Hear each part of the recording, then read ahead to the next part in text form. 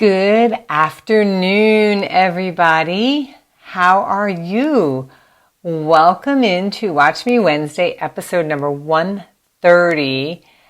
I am here today. I'm going to answer the questions that you sent me. I have a list right here of questions, quilting questions or quilty questions that you all sent me before today's live. That I'm going to try and get to them all. I hope to get to them all. Hi, Linda. How are you? If I don't get to them all, I'll save them for the next time that I do a question and answer. Hey, Kyra, happy belated birthday. Everybody wish Kyra a happy birthday. Great to see you here, or see you here. Anyway, let's get to it because I do want to get to these questions, and I do have a couple of little special announcements too, so stick with me. Hit that share button and share this with your friends. Some of these questions might be interesting to them as well. So the first question that I have is from Jody Wolf. She said, when you find yourself in a quilt shop, how much yardage do you buy? Well, that's a really good question. I think it really depends on the fabric. So here's how I'm going to break it down.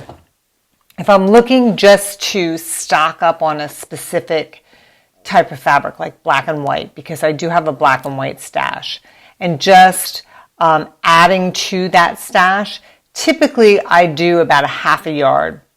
If I really like the fabric, I could get more, maybe a yard. If I think it's going to make like a great binding, I definitely get a yard, sometimes a little more.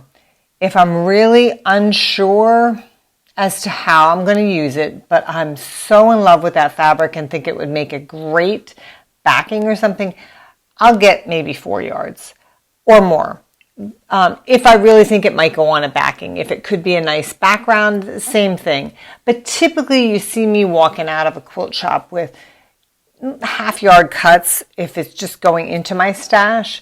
And sometimes when I go pull it out of my stash to use it, I'll kick myself for saying, gosh, I really love that fabric. I should have gotten more.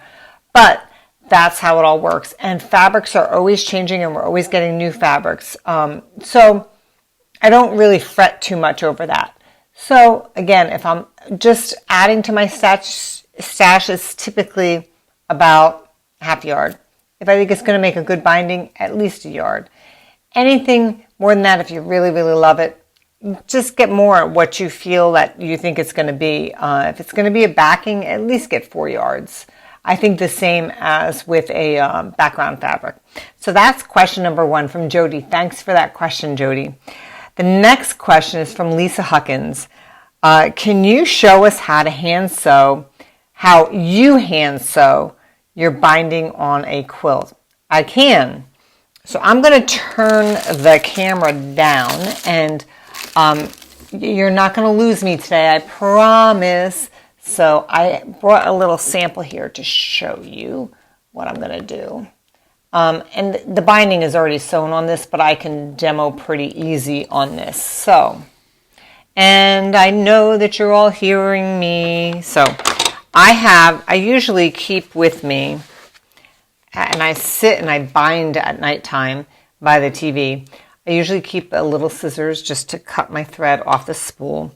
My needle, which I usually shove in the thread, and I usually bind with 50 weight thread because it's nice and thin. These happen to be Sharps needles that I use to bind. Now, in the tutorial a couple Watch Me Wednesdays ago, I did a binding tutorial where I showed you how to sew it onto the front part by machine and then turn it over to the back, and then I used the glue pen here. But I didn't show you how to hand sew it down. So basically what I do is I do cut off, a length of thread, and there's a little bit on here. It's very hard. It's going to be very hard for you to see, but there's a little bit on here. I tie a knot, and how I tie a knot is I bring the thread and I twist it around like this about 3 times, and then I pull it down over the needle, and I'm going to pull it out of there. Pull it down over the needle until it makes a knot in the end, and I didn't want to pull it out of there. But, so you have your thread ready, your needle ready. And basically, now this is already sewn down, but what I do is I typically bring my my needle in through the other side when it's opened up, because this isn't flapped down, and I bring it in so that the thread will catch. But I have it facing me like this, where the fold is facing down and towards me. So if you can see, it's facing this way. The fold is not facing away from me this way. I find it much harder to do it that way. And then I basically take a stitch, and I take it and I put the needle right into the fold of the binding like that. So the thread basically will disappear. And then I pull it through, and then I just continue on that way. And it really takes me little or no time to bind a quilt that way.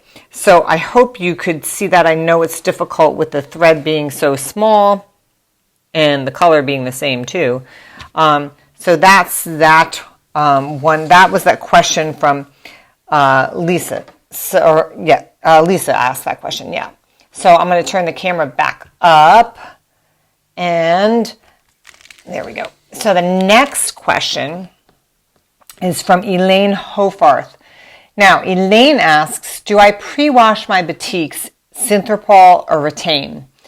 Now, for me, I guess I'm kind of an anomaly, because I don't pre-wash any of my fabric at this point, because I typically work off a deadline, so I tend not to. But that doesn't mean that I wouldn't if I had the time. So if I had the time, yes, I would pre-wash. I typically just use regular detergent, and I throw a Shout color catcher in to the washing machine with it. It takes or it absorbs any of that excess dye. Now, with that said, I will tell you, so here's my Mandala Magic fabric strips, and I know a lot of you purchased them. I sold out super quick, but I will tell you that there are more on the way. They're going to be here this week. So I ordered what they had left in stock, so I will replenish those if you want them. Definitely go on my site and click the notify me button. But the reason I bring this up is that it's about the pre-washing. So on the back of all the batiks from Island Batik, they do show you, but down here it says how to pre-wash pre-cut batiks. But basically it's the same for all their batiks. It says to soak in Synthropol, warm water, hang strips to dry, lay the squares. So if it's the stack packs, the 10-inch squares, lay them flat, and then press while damp. So that's how they recommend to do it. They recommend to soak in Synthropol. So if that, I hope that answers your question about the batiks. Yes, the dyes can bleed. I wash my quilts typically afterwards, and I'll throw color catchers in there, sometimes 2, into the wash, and that helps it from bleeding into the other fabrics. So that's that question. Nicole Harper asks do I find using a smaller rotary blade is easier to cut out curves or the curves on the T templates like an 18 millimeter blade? So, no. I don't, Nicole. I actually use a 60 millimeter blade. I very rarely use a 45, and I don't think I use I don't think I even own an 18 millimeter blade. So what she's referring to as far as T templates, they're from the Judy Niemeyer quilts. So if you've done any of Judy's quilts, you're more than likely going to have a T template in there. All these T templates that I just cut, I cut them a couple days ago, all were done with my 60 millimeter blade. I find that I have more control over it. I have more surface area on that blade, and I can make I feel like I'm making a smoother cut. So the answer to that is no, but no, that I don't do that. But I teach that as a technique in my classes, but I do stress to you that if you feel comfortable using an 18 millimeter and you think that you get a good cut with that, then use your 18 millimeter blade. So I think it becomes a matter of what you're used to and a matter of your accuracy, because on these tea templates, you definitely need to be accurate in your cut. So if you're more accurate in cutting them with an 18 millimeter blade, definitely go for it. Okay, so I actually have a couple questions left, but I'm going to save those for the next time because I want to tell you a couple surprises. So first, if you haven't heard, I'm super excited that I am going to be the Quilty Box Designer of the Month for October. So excited about that. I designed a quilt for all of you with my Mandala Magic fabrics. They're going to be in the box with some special tools and other little quilty goodies. And it's going to be the October box. So if you want to get this box, you definitely have to subscribe now to get the box. I did put the link in the description above me, so it's there for the Quilty Box. It's a really fun little quilt that I think that you will like. I'm super excited to share it with you, and I can't share it yet, but you're going to get little sneak peeks over the next couple weeks. So if you're interested, if you're not familiar with Quilty Box, it's fun. It's a little box just like this. It's this box. It gets dropped on your doorstep monthly, and there are new designers every month, new projects every month, and new quilty goodies in the box. So it's kind of fun. The other thing I want to tell you about is if you've been wanting to take one of my online classes, this one here in particular, Paper Piecing the Cactus and Bloom Quilt, I am offering through Sunday a discount of $15 for you. I put the link above me in the description. If you're on YouTube, these links are below me. I put the link above me. The link is Save 15, all capitals. So you can save $15 off of this class right here, right now, through Sunday midnight, Arizona Mountain Standard Time. And remember, Arizona is not on daylight savings time, so it's my time.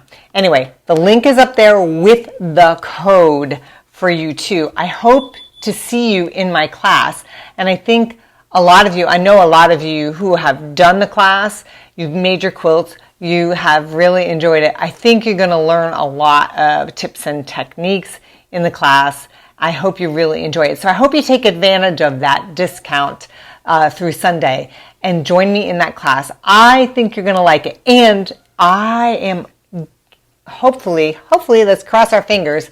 I've been busy editing my third online class, and I'm hoping to have that ready for you soon-ish. I'm putting lots and lots of finishing touches on it, but I think you're going to like that one too. It's a super cool class, so stay tuned for more information on that. But until then, I'm going to save the last couple questions. They're really good questions for the next Q&A with me. So if you have questions that you want to ask me, quilting questions, or even like, how did you get into quilting, Jackie? Like, what do you like to do? That kind of thing, as far as quilting is concerned, whatever. Email me those questions. I'll put them on the list. I'll save them for the next Q&A because I really do like doing these little Q&As. I think they're fun. I think they're informative.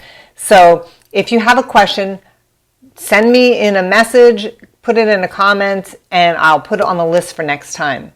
Until then, happy quilting, everybody, and happy Wednesday to you. Enjoy the rest of your week. Take care. Bye-bye.